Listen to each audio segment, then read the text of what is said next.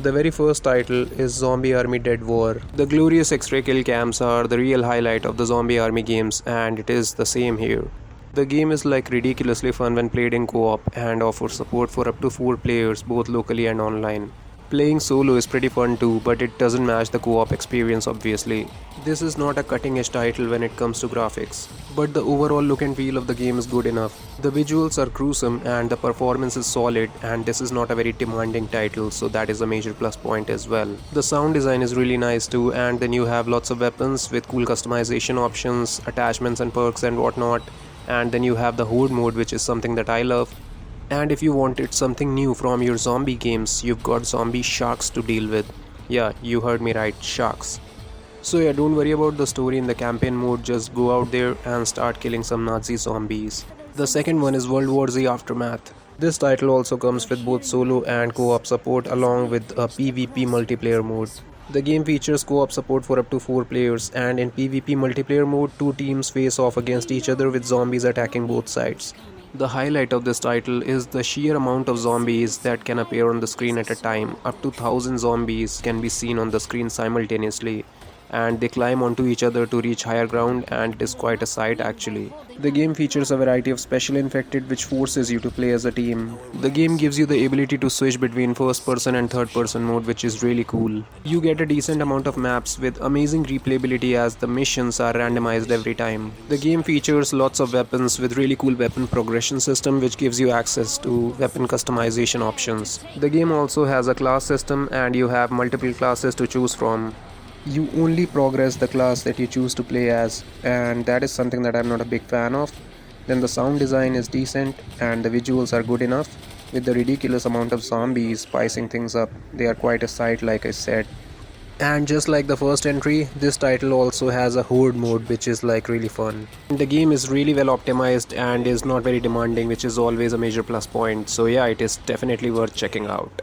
The third one is Dead Island 2. Set in LA, this is a really good looking first person zombie game with RPG elements. The game features both melee combat and firearms. And if you are familiar with the first Dead Island game or Dead Island Riptide, you're gonna feel right at home here. You get to craft really cool weapons with different types of mods and whatnot, and then this is a title where you start pretty weak actually, and as you progress, you level up and you become stronger, you gain some crazy abilities. So yeah, the game actually gets really good as you progress, and in the beginning, this is a title where a single zombie can pose a decent threat. The highlight in this one is the brutal and visceral combat. The game features this thing called the limb destruction system, and yeah, it lets you do exactly that. So yeah, it's really fun and really gory. The game actually looks pretty good and the sound design is nice too. It's also a relatively well optimized title, especially considering the times we are living in. The story in the Dead Island games is always the typical B-movie kind of thing, and it is really fun, really enjoyable, nothing special, but yeah, it gives you a reason to kill lots of zombies in an open world environment, and the game looks pretty cool, and it is totally worth checking out. The fourth one is Dying Light, developed by Techland, who are also the developers of the Dead Island series, so yeah, 2 games back to back by the same devs. This game gives you everything that the Dead Island games do along with an amazing parkour system. And the parkour system gives this game a unique personality. Once again, you get both melee combat and firearms, but for the most part, you're gonna be relying on the melee combat. The combat itself is really engaging and brutal. You get RPG elements, you get a crafting system, you get a decent sized map, divided into 2 sections that can be explored freely, using the parkour along with zip lines and a grappling hook. The highlight in this one is obviously the parkour and the fluid movement system along with the day and night cycle, because the night time in this game is actually filled with terror. The zombies, they become more aggressive at night and they inflict more damage, and yeah, if you're out there at night, it's really tense, and that makes the whole experience really thrilling. Then the game also received this really cool expansion called The Following, which gives you a completely different map set in a rural kind of environment, and it gives you a dune buggy to move around, and it is really cool. So yeah, it's a title that is totally worth checking out because of the amazing parkour and the combat and everything. It is just amazing. The graphics are good, the sound design is good, and the game is filled with tension, horror, and everything that you would expect from a zombie game. And since this is an older title from 2015, you won't really have any issues in terms of performance with a semi-decent PC. So yeah, it's totally worth checking out. And yeah, if any of you guys watching this have played Dying Light 2, then please share your opinions on the game in comparison to the first one down in the comments section. I would love to check that out. The fifth game is Dead Rising 3. You get an open world, you can ride bikes, you can ride cars, you have amazing combat, both melee and firearms. You can craft weapons, you can craft vehicles on the go without a workbench. You just need blueprints for that, and you can craft some really crazy stuff, man. Vehicles, I call them like zombie harvesting machines. You can just mow down tons of zombies with those crazy vehicles that you craft by combining two vehicles. And yeah, that is just insane. The map size is decent, and the map is filled with tons of zombies, like literally tons of zombies. And you can use anything and everything as a weapon. Literally anything and everything as a weapon, including your fists. The highlight in this one is the crazy weapons and vehicles that you can craft, along with the costumes, some really funny ones, and then the crazy psychopaths that you encounter within the story, like non-infected human characters that you fight. They are really wacky, and this title is like the definition of over the top. So I cannot just sum it up in words, and it is something that you should definitely experience and check it out for yourself. You've got RPG like progression system, and you get crazier as you progress, and I would say you become Kratos in Zombieland. Story, typical B-movie affair, nothing special. Graphics are actually pretty good for a 10-year-old game, and the sheer amount of zombies on the screen looks really impressive. The sound design, fine, everything is okay. The gameplay is fantastic, and yeah, it is a title that you should definitely check out. But yeah, leave your logics behind, please. Days Gone is the sixth one. Initially a PlayStation exclusive, which luckily later came out on the PC as well. And yeah, this is a special one. I remember I saw this thing for the first time right before COVID sometime, on a friend's PS4 Pro, and I was like blown away by it. It was fantastic to look at. For a zombie game to look this good, it was just mind blowing. And in my opinion, this is the best looking open world zombie game ever made.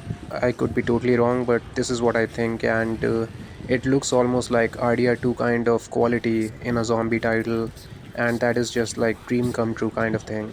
So you get a big open world map which looks amazing. You have a bike to traverse the game world. As the protagonist, he is a member of a biker gang. Your bike requires fuel, and you get to upgrade it as well. Cool stuff. Then you have lots of guns, crossbows, pistols, assault rifles, shotguns, machine guns and whatnot, and you can upgrade them as well. And then the highlight of this game, along with the outstanding graphics, is the zombie hordes. The zombies, they are called freakers in this game, and the hordes, they are like massive. And the zombies in this one, they move like ridiculously fast, and it is like really challenging to take out the hordes, and it is quite a bit of work to deal with them.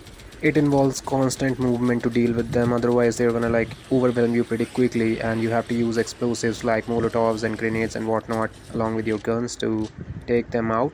But yeah, it's quite a sight and is the highlight of the game, along with the amazing and stunning graphics. Then the game also features stealth as you deal with hostile human beings along with the freakers. Story is decent and the protagonist is actually likable. The graphics are stunning, the sound design is amazing, it's a PlayStation title and it shows amazing production values. And it is also a good performer on the PC, so that is a major plus point. So yeah, totally worth checking out. This list would have been incomplete without a Resident Evil title, so yeah, here it is. The seventh one is Resident Evil 2 Remake. It is probably the best video game remake ever made. It is an outstanding remake of an outstanding game. It's a truly fantastic story-driven survival horror experience. I love the classical version of zombies present in this game, the slow-moving ones, the OG zombies. It's super atmospheric and tense in a good way. It really does make you feel vulnerable at all times. The graphics are amazing, the sound design is fantastic, and the voice acting is really good too. You get to play from two different perspectives, as Leon and as Claire. And when combined together, the two perspectives give you an amazing take on the events that unfold in Raccoon City.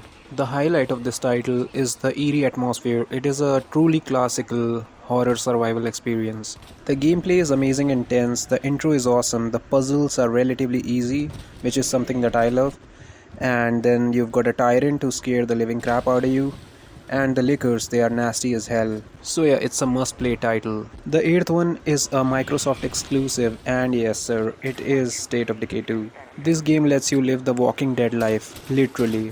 It's an open world zombie survival simulator, featuring melee combat and firearms along with stealth.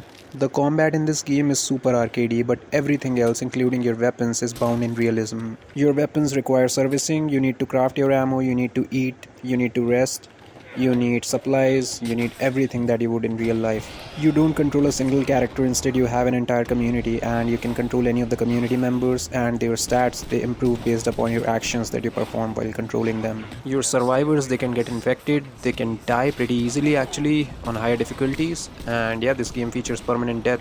This game is not tied to a character or a narrative, it is all about you, your decisions and your combat skills and whatnot.